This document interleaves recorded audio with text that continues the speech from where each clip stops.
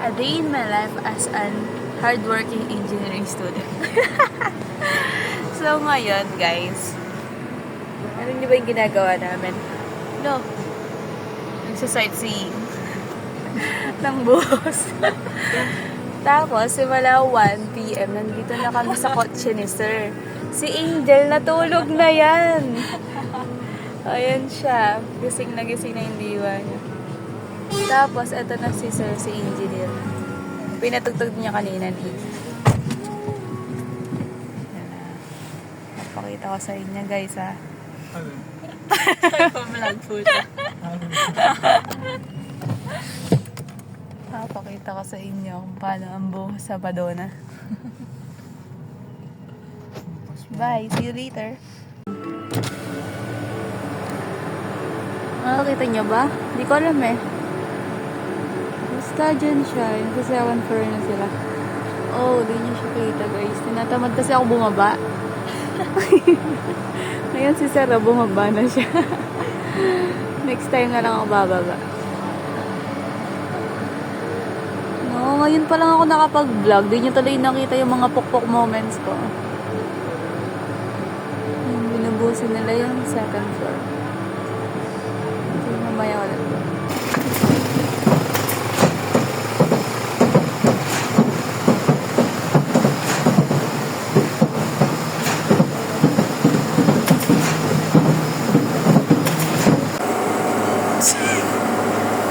Hi guys, ito yung tugtugan ni Sir. Oh my God, baka kala ko. Brilliant ako. Pinalitan niya guys. Lean siya, happily married. Happy na yan. With 2 sons and 3 daughters.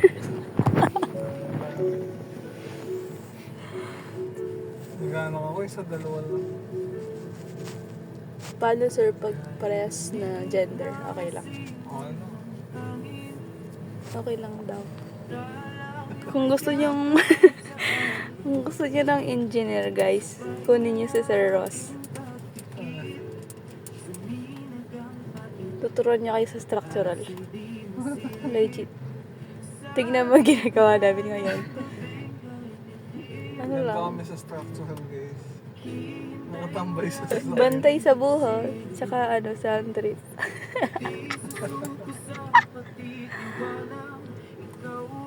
Alam nyo ba guys, ito yung best day ng OJT ko. Ay, go. At least mo sa structural. Yes, nasa structural ako.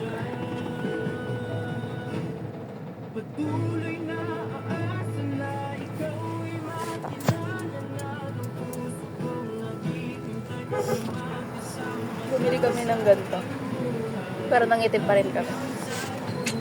That's so sad.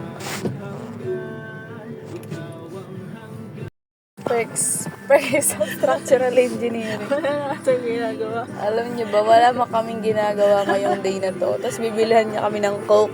Magtutusok-tusok pa daw kami mamaya. Ayun siya pa yung bumaba. Look, ayun.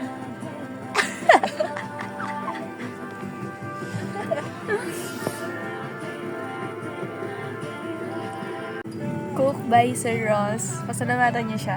Free Sir Ross. Guys, nag-check kami ng bakal. Wait lang.